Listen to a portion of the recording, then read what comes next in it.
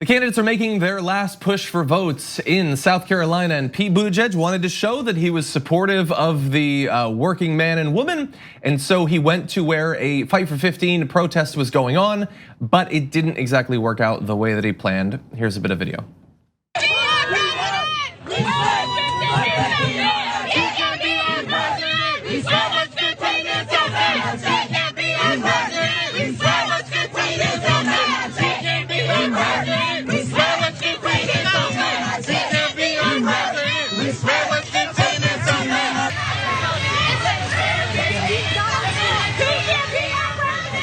Okay, so if you're just listening to this on the podcast, he was amongst the protesters.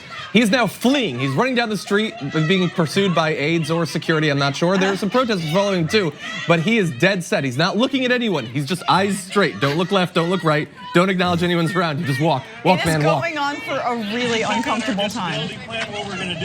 Okay, so he's engaging with one of the activists now. Today. What other committees? How? What structure barrier are you going to change for the black? Okay, and so about 5 seconds later, he was gone, and I sort of get it. They're chanting, Pete can't be our president. Yeah. Right, which is amazing, but Pete can't be our president, where was 15 in South Bend? In South Bend, okay. Right, Yes. right, which is a very good spontaneous chant because it kind of rhymes. President in South Bend. Maybe they're ready for any of the candidates to come out. Oh my God. They got a brutal sire one. Bloomberg, don't you dare. No. Actually, please go try to talk to the Fight for 15 protests. Protesters, I've got to see what chant they have in store for him. Yeah. There was a couple things. First of all, I love black folks. I mean, that's who we saw there. Of course, there was more than just black folks there as part of the protest, so bear with me. But there was almost a beat with that chant. There was, first there's the overlaying, which we heard. We can't, no Pete for president, where was 15 in South Bend? But underneath it, there's it's like we had a layered beat, man. We make it happen. No matter what, you're gonna hear us. And if you don't like it, it's just gonna be stuck in your mind like a top 40 song. And he just so like later his tonight, his still there. smile just melting as he hears what's happening. I mean, it probably took him a second, but yeah, he got it eventually. And number two, you show up at this event and you're Pete Buttigieg and you know who Pete Buttigieg is because you're him. And you don't know what your history is on things like the minimum wage. And you show up at this event where activists know your history. You think they're gonna just forget, or just you show up and now you're running for president, Pete? We're not gonna bring up anything about your record. You're assuming his self-awareness outweighs his arrogance, which is a very big assumption with Pete Buttigieg. I think it's a little bit more complicated for Pete Buttigieg than that, because so I wanted to find out.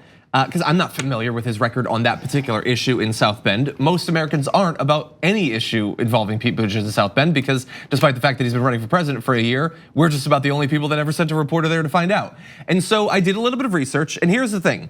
The minimum wage in Indiana is $7.25. In March 2019, the South Bend Tribune called for a $12 minimum wage. Columbia, South Carolina newspaper, The State, reported that Buttigieg successfully raised the minimum wage for South Bend city employees to $10.10 an hour back in 2016, but ran into a roadblock with Indiana state law that, quote, prevented local municipalities from instituting a higher mandated minimum wage for all businesses. So look, it's just for city employees, and he wasn't pushing for $15 anyway. But here's the thing.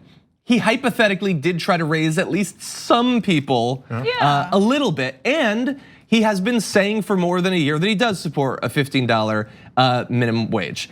And so here's the thing. I can't look into his mind. I can't say if that's any more genuine than any of his other positions. He seems to have wavered on it less than, for instance, Medicare for All, which he used to love and now thinks it's the work of Satan, who is the devil. But he has given people no reason to give him the benefit of the doubt in terms of that. And that is why those people who hypothetically would hear out other candidates, they're not interested in Pete Buttigieg. They don't trust him fundamentally. Well, why would they? He's not standing for anything in terms of policy at all. He's just staking himself as the middle ground between Bloomberg and Bernie Sanders, who he says is two extremes, and he's the very intellectual and well-spoken person in the middle, who's also very young. His older supporters love that. But I also think there's another layer to this. He has been doing this tour where he's trying to get photos with black people. Ryan Grimm tweeted about it, where he it was this very awkward moment where there were 4 black women in the diner, and his aides went up to them and asked if he could take a photo with them, and they laughed after he left, saying, "Oh, he just wants to take a photo of us because we're like 4 black ladies or whatever." And this is exactly what he's trying to do here. I mean, come on, are we pretending like that's not the motivation that his staff and that he himself had, some sort of photo op? So of course, in addition to his, the way he's been campaigning recently, also they can tell that this is inauthentic and for the cameras. Yeah, there were the fake endorsements for his I believe it was the Frederick Douglass plan. Right. Yeah, I forgot about that. Yeah, it's part of a pattern. Yeah, it's traditional politics. It's the way he thinks everything's supposed to work, the way it used to work. You just go take your photo ops, and the people there are so excited to see a presidential candidate that they're like, "Oh yeah, great." Because usually when you see maybe someone that's recognized or a celebrity or whatever, your favorite sports hero, you'd be like, "Oh, can I take a picture with you?" It's never the other way around. I met Tim Duncan once in the mall. Tim Duncan didn't say, "Hey, can I take a picture with you?" No. Why is the guy who's known and who's supposed to be the figure the one asking for pictures? Because he gets something from it. And if you notice, as he was walking out, the one you said he did talk to one protester, to his credit, right? But that was, everyone else behind him. I recognize those faces. Those are reporters from major networks. CBS, Yeah, I did notice one. NBC and all those guys.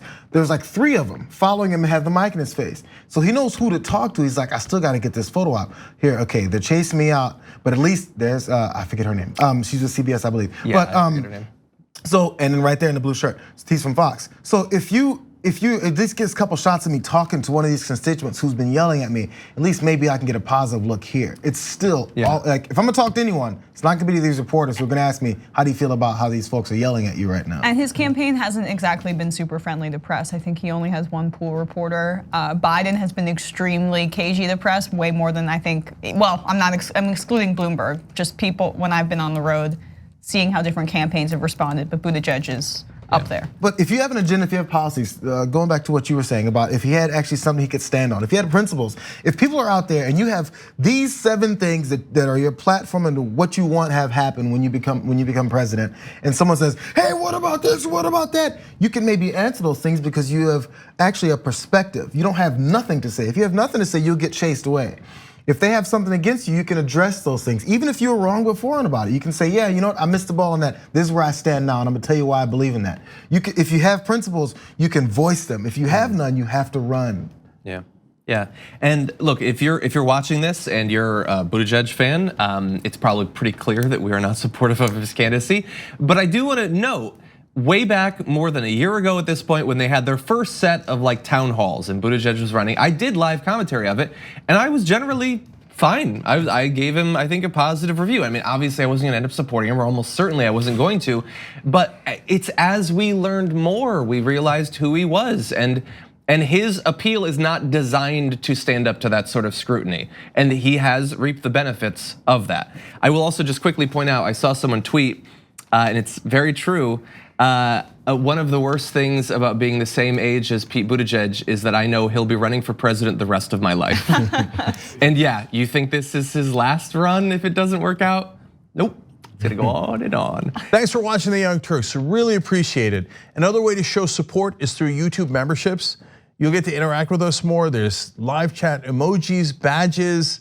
You've got emojis of me, Anna, John, Jayar, so those are super fun. But you also get playback of our exclusive member-only shows and specials right after they air. So all of that, all you gotta do is click that join button right underneath the video. Thank you.